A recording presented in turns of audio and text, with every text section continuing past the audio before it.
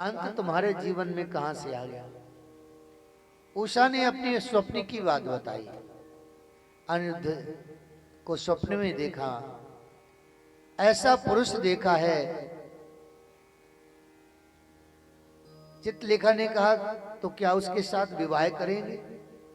उषा ने कहा मैं उसी के साथ विवाह करूं। ठीक है। चित्रलेखा कलाकृति में बड़ी प्रवीण थी, किसी की भी चित्र बना देती थी। उसने देवताओं के चित्र बनाए, पृथ्वी के बड़े बड़े राजाओं के चित्र बनाए, और यदुवंश में अवतरित महाराज वसुदेव जी का चित्र बनाया, श्री कृष्ण का चित्र बनाया, प्रद्युम्न का चित्र बनाया, और जैसे ही अनिरुद्ध का चित्र बनाया वैसे ही उषा लज्जित होकर के बोली यही मेरे कान। चित्रलेखा बोली ठीक है, मैं जाती हूं आपके कांत को लेके आती हूं। और चित्रलेखा आकाश मार्ग से द्वारिका की ओर चल पड़ी। जैसे ही द्वारिका की ओर चली, द्वारिका के बाहर देखा कि सुदर्शन द्वारिका की रक्षा कर रहा है। चित्रलेखा ने विचार किया अगर मैं प्रवेश करती हूं द्वारिका में तो ये सुदर्शन मुझे समाप्त कर देगा, क्या करें। विचार कर ही रही थी वो चित्रलेखा, उसी समय नारद भगवान का आगमन हो गया। श्रीमन नारायण नारायण नारायण, श्रीमन नारायण नारायण नारायण, लक्ष्मी नारायण नारायण नारायण, लक्ष्मी नारायण नारायण नारायण, गोविंद नारायण नारायण नारायण, गोविंद नारायण नारायण नारायण, केशव नारायण नारायण नारायण, केशव नारायण नारायण नारायण, लक्ष्मी नारायण नारायण नारायण, लक्ष्मी नारायण नारायण नारायण, गजमन नारायण नारायण नारायण, भगवन नारायण नारायण नारायण, श्रीमन नारायण नारायण नारायण, प्रेमन नारायण नारायण नारायण, श्रीमन नारायण नारायण नारायण, श्रीमन नारायण नारायण नारायण, बद्री नारायण नारायण नारायण, बद्री नारायण नारायण नारायण, तीर्थ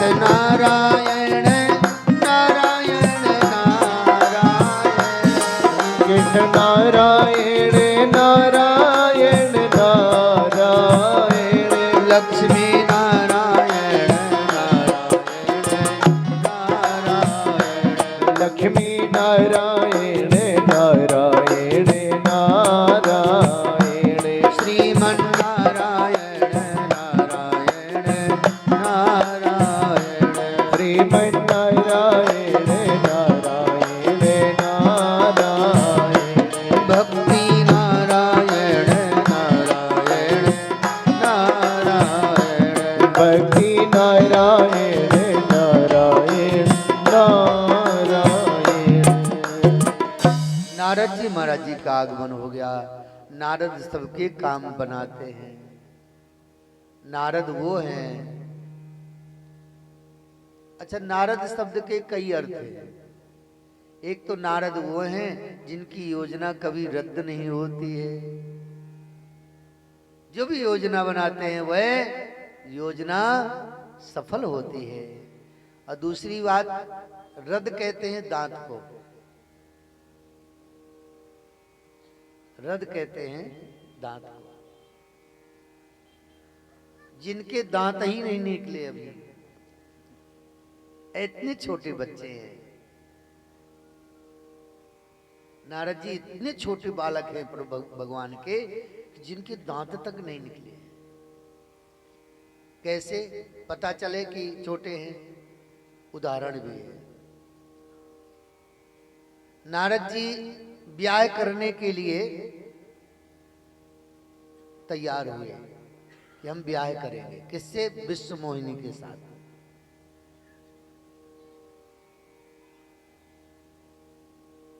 तो नारद जी गए किसके पास? भगवान श्री हरि के पास। भगवान से बोले, प्रभु हमारे मन में इच्छा हो रही है ब्याह करने की। भगवान बोले, ये तो अच्छी बात है नारद, तो ब्याह किसके साथ करना है? कोई लड़की वड़की देखी है? नारद जी बोले, हाँ देखी है। कौन है? बोले, विश्व मोहिनी। भगवान खूब हंसे। भगवान बोले, नारद जानते हो विश्व मोहिनी कौन है? कौन है प्रभु? बोले, जो सारे विश्व को मोहित करती है, मेरी माया। और वो माया पता है कौन है? हम मायापति हैं, माया हमारी पत्नी है। तो नारद जी कौन हुए? भगवान के बेटा हुए ना। हम सब कौन हुए? बेटा हुए। तो विश्व मोहिनी नारद जी की कौन हुई? मां हुई ना। भगवान बोले, नारद जी क्या मां के साथ विवाह हो सकता है क्या? यानी नारद इतने छोटे बालक हैं कि उन्हें पता ही नहीं कि ब्याह करना किससे है। जैसे छोटा सा बालक हो, वो हट कर लेवे कि पिताजी हमारा भी ब्याह कर दीजिए। बोले, बेटा किसके साथ? तो किसी का भी नाम ले दे कि दादी के साथ कर दीजिए, ब्याह है तो ब्याह है, उसमें कौन सा। एक जगह रामलीला हो रही थी। रामलीला में एक हंसाने वाला होता है पात्र। उसने कहा, पिताजी हमारा ब्याह कर दो। बोले, किसके साथ? बोले, दादी के साथ कर दो। बोले, क्यों? बोले, तुम हमारी अम्मा की दूल्हा, हम तुम्हारी अम्मा की दूल्हा।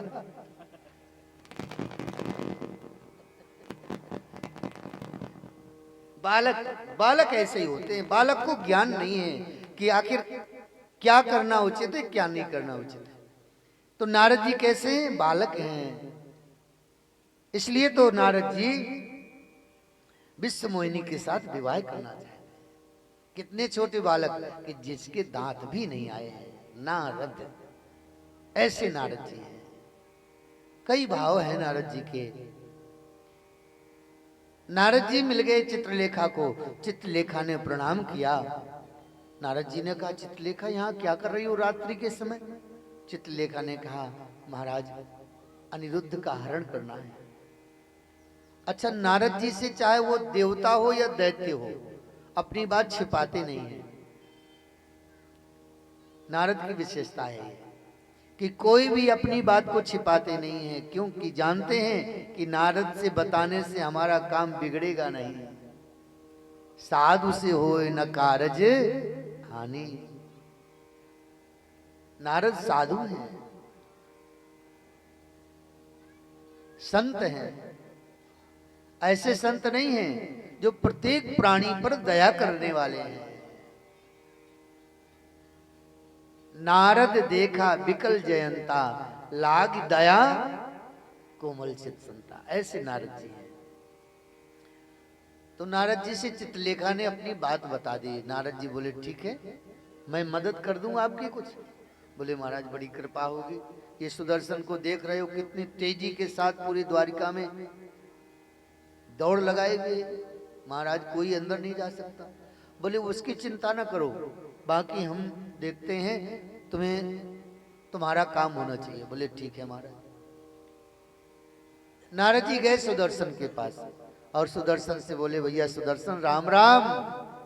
तो सुदर्शन ने देखा नारद जी को, दौड़ के आया, नारद जी के चरणों में प्रणाम किया। सुदर्शन ने नारद जी बोले क्यों सुदर्शन, क्या कर रहे हो रात्रि में, ऐसे ठंडी में क्या कर रहे हो?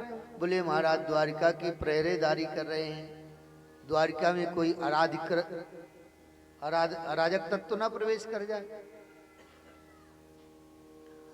नारद जी बोले सुदर्शन तुमने कभी सत्संग किया है? सुदर्शन ने कहा महाराज सत्संग का अवसर कहाँ है, रात दिन सेवा में है, सत्संग तो फुर्सत में होती है।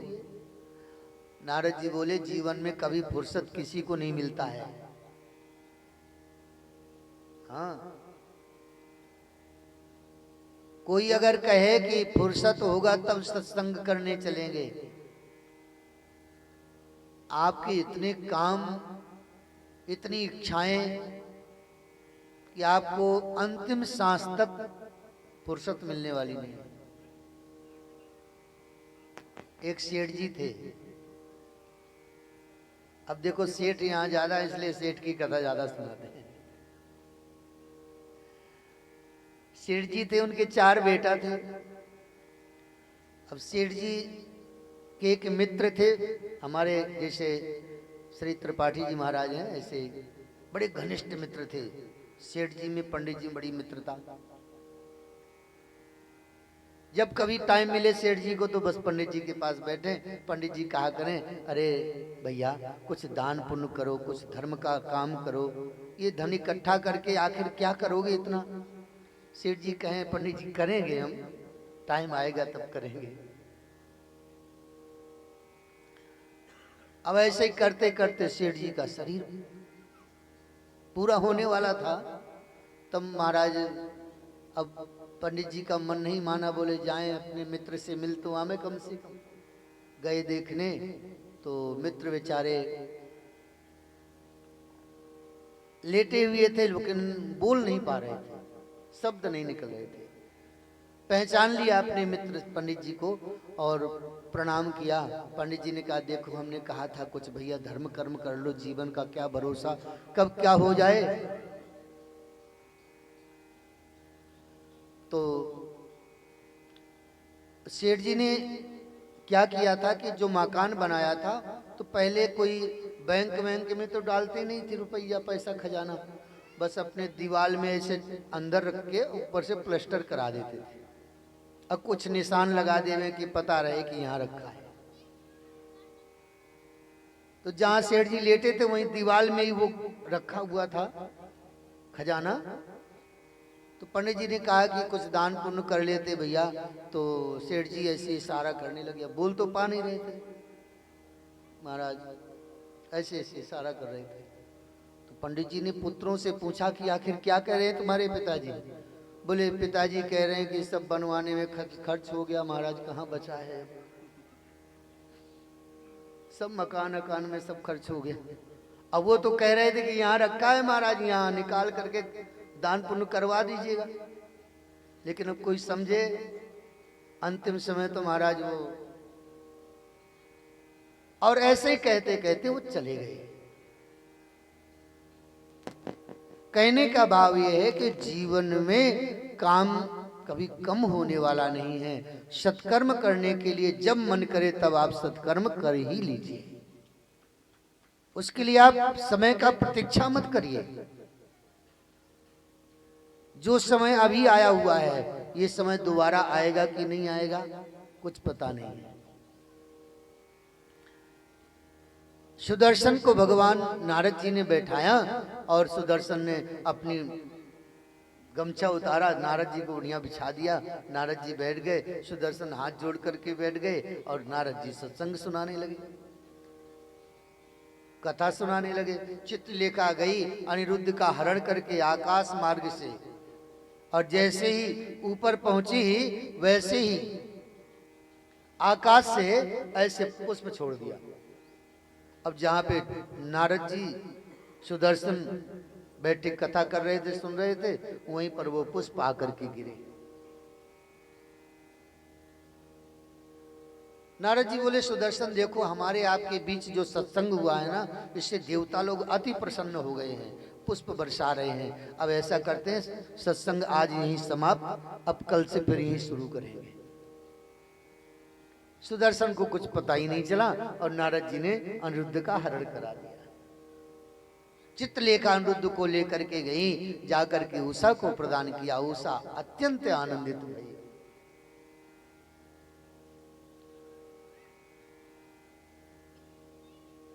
यहां द्वारिका में प्रातः काल हुआ, जैसे ही सूचना मिली कि अनिरुद्ध का हरण हो गया है, बहुत खोजा लेकिन अनिरुद्ध नहीं मिले। एक दिन की बात है कि बाणासुर किसी कार्यवश उषा के कक्ष में गया। वहां पर सुंदर राजकुमार के साथ उषा को हास प्रयास करते हुए देखा और बाणासुर को क्रोध आया। अब वो तो बालक था अनिरुद्ध, लड़ाई लड़ी और अनिरुद्ध को बांध करके कारागार में डाल दिया गया। काफी समय बीतने के बाद एक दिन नारद जी आए द्वारिका में। नारद जी से पूछा गया, महाराज एक बात बताइए, हमारे अनिरुद्ध का पता नहीं चला कहां गया। आप तो समस्त लोकों में भ्रमण करने वाले हैं, अगर आपको जानकारी हो तो हमें आप बताने की कृपा करें। नारद जी ने कहा, हाँ हम बता सकते हैं। कहाँ है महाराज? बोले इस समय शोणितपुर में बाणासुर के यहाँ और बड़े संकट में है अनिरुद्ध। भगवान कृष्ण को बहुत दुख हुआ, तुरंत अपनी एक अक्षौणी सेना तैयार करी और शोणितपुर पर चढ़ाई कर दी। शोणितपुर की रक्षा भगवान शंकर करते थे। बाणासुर की 1000 भुजाएं हैं। वह बाणासुर 1000 भुजाओं से दिव्य संगीत के वाद्यों का वादन करता है और इतना सुंदर वाद्य बजाया। एक दिन भगवान शिव प्रकट हो गए, बोले वाह बेटा, हम आपसे बहुत प्रसन्न हैं, वरदान मांगो। बोले महाराज, मेरी शोणितपुर नगरी की रक्षा आप कृपा करके कर दीजिए। तब से भगवान शिव त्रिशूल लेकर के उसके शोणितपुर नगरी की रक्षा में लग गए। आज भगवान कृष्ण शोणितपुर पर चढ़ाई किए, वहां से भगवान शिव आए और इधर से कृष्ण, और दोनों में युद्ध छिड़ गया, घमासान युद्ध हुआ। भगवान कृष्ण वैष्णवास्त्र का संधान करते हैं और भगवान शिव पाशुपतास्त्र का संधान करते हैं और वो एक दूसरे में टकराते हैं, लेकिन कोई किसी से पराजित नहीं हो रहा है। अंत में भगवान कृष्ण ने विचार किया कि ये भूत बामन शिव हारने वाले नहीं है। तब भगवान कृष्ण ने एक जिम्भ्रास्त्र करके एक बाण का संधान किया और वो बाण भगवान शिव जी के वक्षस्थल में लगा। भगवान शिव को जमाई आने लगी और वही युद्ध भूमि में लेट गए, सो गए। तब बाणासुर आया लड़ने के लिए और बाणासुर ने घमासान युद्ध किया। भगवान कृष्ण ने बाणासुर की 996 भुजाएं काट दी, केवल 4 भुजाएं बची। तब भगवान शिव निद्रा से मुक्त हुए और जब देखा कि हमारे शिष्य के तो समस्त भुजाएं कट चुकी हैं, बाणासुर से कहा, बेटा इन्हें प्रणाम करो, क्षमा मांगो इनसे, अपराध तुम्हारा है। बाणासुर ने फिर अपनी पुत्री उषा का विवाह अनिरुद्ध के साथ बड़े धूमधाम से किया और भगवान कृष्ण उषा और अनिरुद्ध को लेकर के द्वारिका में आए। इस प्रकार भगवान कृष्ण ने भगवान शंकर से युद्ध किया, बाणासुर के अहंकार का मर्दन किया है।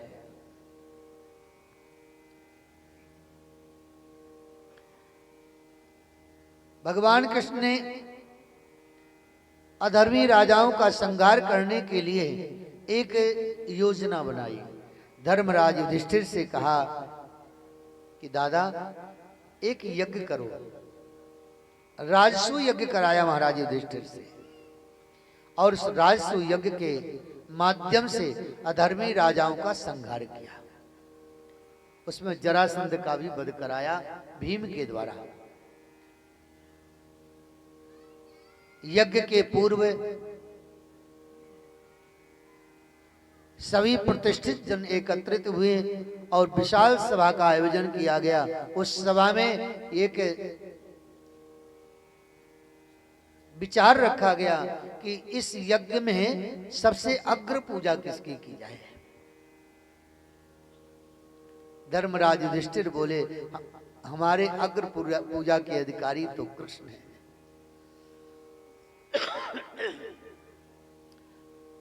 धर्मराज युधिष्ठिर के शब्दों का सभी ने अनुमोदन किया। सभी ने कहा कि ठीक है, आपने जो कहा है इस बात को हम भी मानते हैं, कृष्ण ही अधिकारी है। लेकिन उसी सभा में बैठा हुआ शिशुपाल वह क्रोध से खड़ा होकर के कृष्ण को अपशब्द कहने लगा। ये ग्वारिया, ये अहीर का छोरा, ये भगोड़ा, तमाम प्रकार के अपशब्द का प्रयोग करने लगा। और शिशुपाल के इन शब्दों को सुनकर के भीम अपने आप को संभाल नहीं पाए, गदा उठा करके दौड़ पड़े। लेकिन कृष्ण ने कहा, भीम आप शांति से बैठिए। कृष्ण के आज्ञा का पालन करके भीम बैठ गए। लेकिन शिशुपाल गाली देता रहा। 100 गालियां कृष्ण को दी। और कृष्ण ने अपनी बुआ से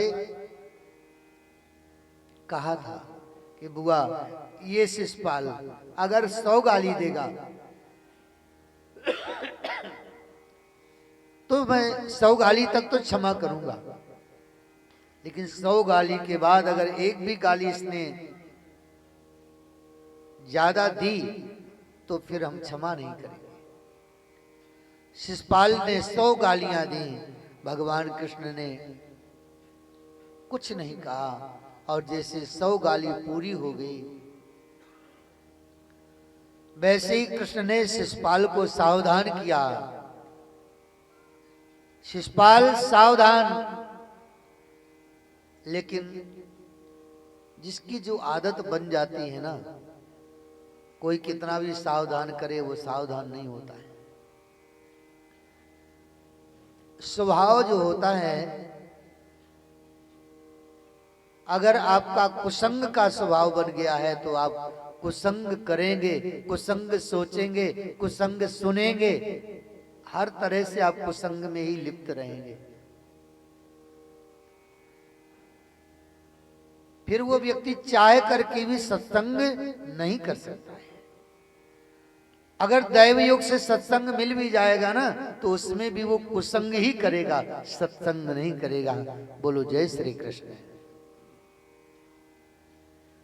इसलिए प्रयास करना चाहिए कि हम कुसंग का त्याग करें और सत्संग को जीवन में धारण करें। शिशुपाल के जीवन का स्वभाव बन गया था गाली देना। उसने वाणी पर कंट्रोल नहीं किया और पुनः गाली दी। लेकिन अब कृष्ण बर्दाश्त नहीं कर पाए, अपने सुदर्शन को छोड़ दिए। वह सुदर्शन गया और शिशुपाल के शिरच्छेदन करके वापस आ गया। और शिशुपाल के उस पंच भौतिक शरीर से एक दिव्य ज्योति निकली और आकर के भगवान कृष्ण के चरणों में समाहित हो गई, लीन हो गई। दंत वक्त्र विदुरथ भी शिशुपाल के पक्ष से कृष्ण के साथ लड़ने को तैयार हुए, लेकिन उनका भी भगवान ने उद्धार कर दिया। भगवान प्रत्येक प्राणी को कर्म का दंड देते हैं। जैसा कि कहा गया है कि नहीं को सुख दुख कर दाता, निज कृत कर्म भोग सब दाता। मन की पवित्रता ही जीवन में सबसे बड़ी पवित्रता है। मन पवित्र तो उसकी क्रिया भी पवित्र होगी, क्रिया पवित्र होगी तो उसका शरीर भी पवित्र होगा। मन को पवित्र रखना है। इसलिए संत गाते नहीं तोरा मन दर्पण कहलाए। आए तोरा मन दर्पण कहलाए। आए तोरा मन दर्पण कहलाए। ओ तोरा मन दर्पण कहलाए।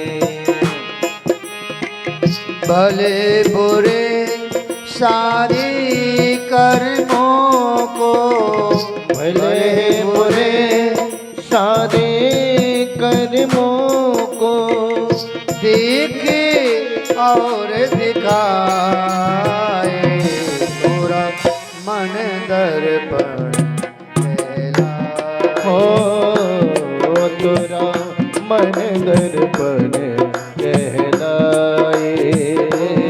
तोरा मन दर्पण कहलाए। मन को स्वच्छ रखो, पवित्र रखो। मन गंदा ना होना चाहिए।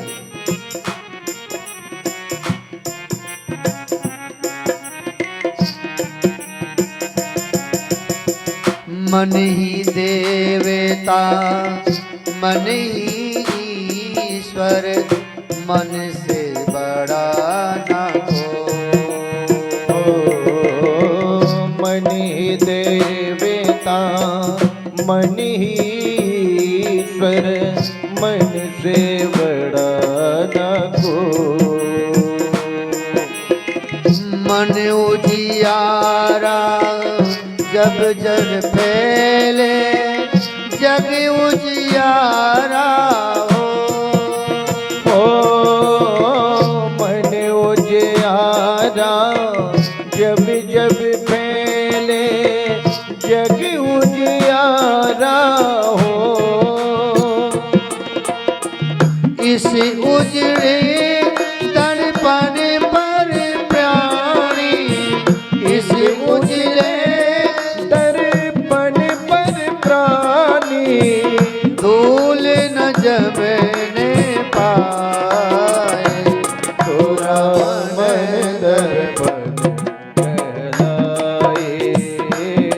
तोरा मन दर्पण कहलाए। मन को सदैव साफ रखो, मन में कोई गंदगी ना आना पाए। क्योंकि मन के नेत्र से ही हम संसार को देखते हैं। मन गंदा होगा तो संसार भी हमें गंदा दिखाई देगा। मन पवित्र होगा तो संसार भी पवित्र देखेगा।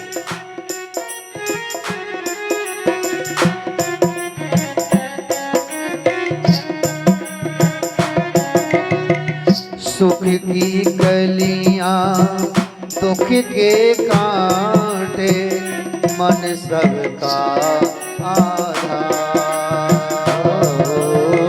सुख की कलियां दुख के कांटे, मन सबका आधार। मन से कोई बात छिपे ना, मन के नैन हजार। मन से कोई बात छुपे ना, मन के नैने हजार। जग से चाहे भागिल प्राणी, जग से चाहे भागिल प्राणी, मन से भाग ना पाए। तोरा मन दर्पण कहलाए। तोरा मन दर्पण कहलाए। तोरा मन दर्पण कहलाए। ये मन हमारा सबसे बड़ा धन है। मन को हमें पवित्र रखना है, मन को बहुत सुरक्षित रखना है, इसमें कोई विकार ना आ जाए। तन की दौलत ढलती छाया, मन का धन अनमोल।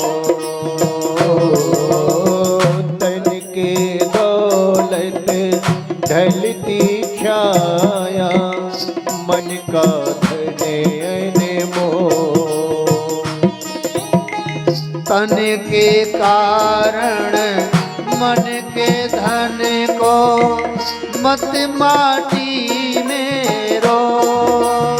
ओ तन के खातिर मन के धन को मत माटी में रो। मन की कदर भुलाने वाला, मन की कदर भुलाने वाला, हीरा जन्म गवाए तोरा मन दर्पण चला। ओ तोरा मन दर्पण